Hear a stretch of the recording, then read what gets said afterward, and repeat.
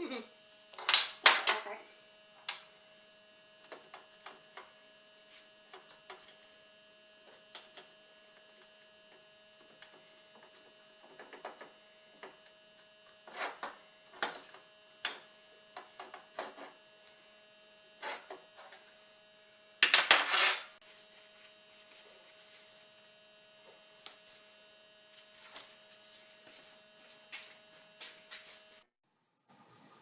Okay, viewers, it's the next day, and it's time to make a plan on how to proceed with this air pump.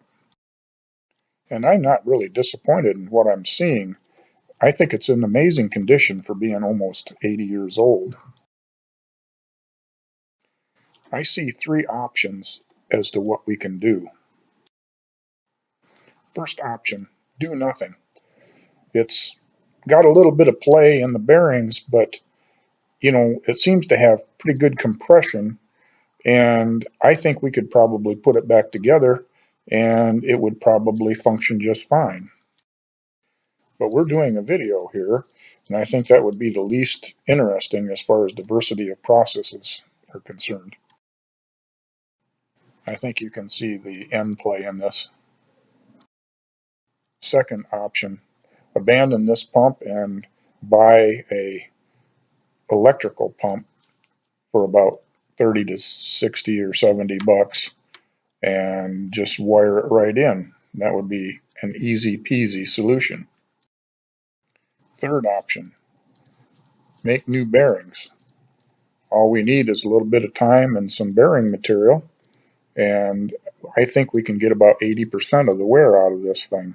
We'll save the crank, and it has some wear on it, but not enough to worry about.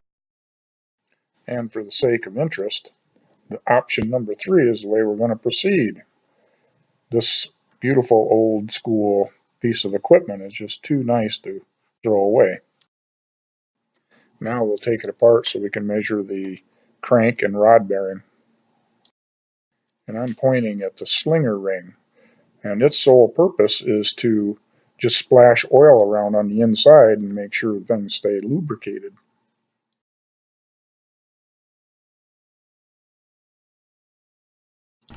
And now I'm pointing at where they indicate that the oil level should be. And this is a one-piece casting, and this is a drain plug hole here, but the only way you could drain it is you'd have to remove this pump, take the plug out, and tip it on its side to get the oil out of it before you added more. Interesting. And out comes the oil slinger.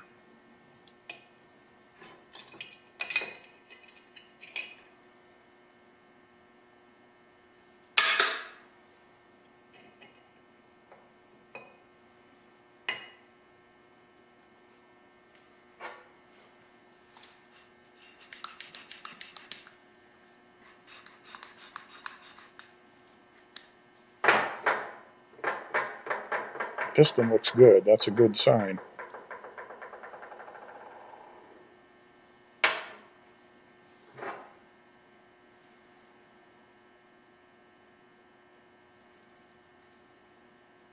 The inside of the cylinder wall looks good too.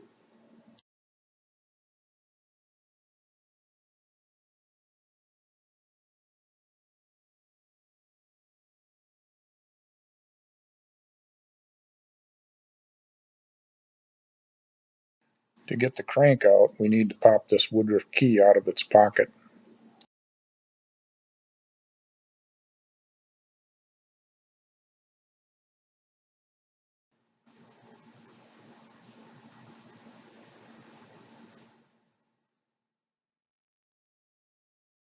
Mm-hmm.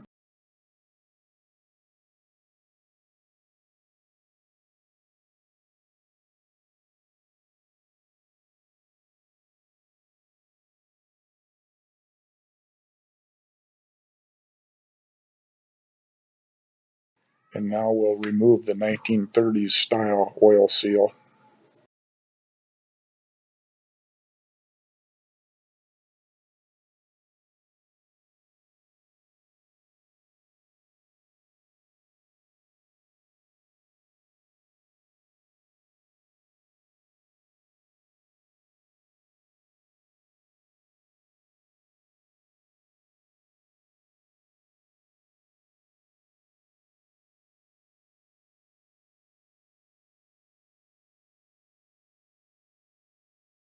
Next, we'll remove the fiber washer.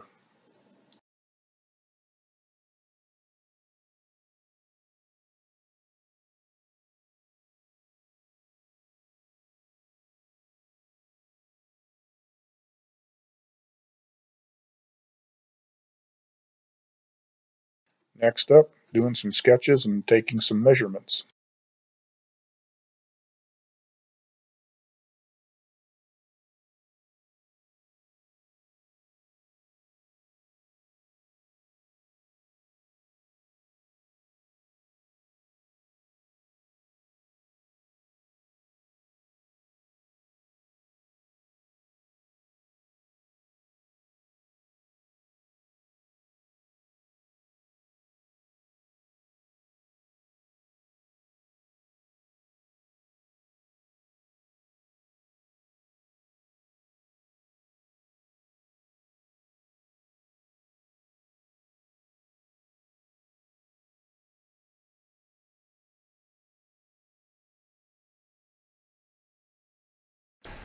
Okay, viewers, we'll end this one by taking a quick peek inside the cylinder. Thanks for watching, and don't forget to hit that subscribe button. See you on part 4.